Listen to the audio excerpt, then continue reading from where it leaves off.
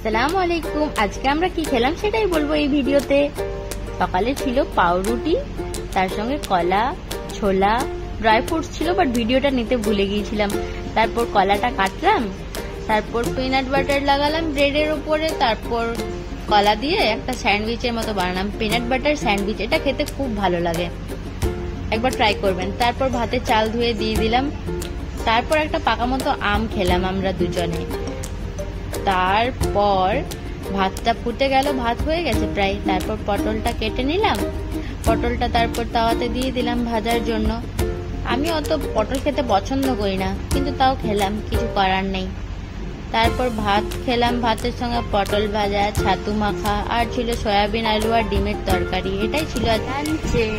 আর রাত্রে খেলাম আলু পরোটার সঙ্গে দই, লস্যি আর এই টক দই দিয়ে আলু পরোটা, যে কম্বিনেশনটা না দারুণ লাগে। Thank you for watching. Bye.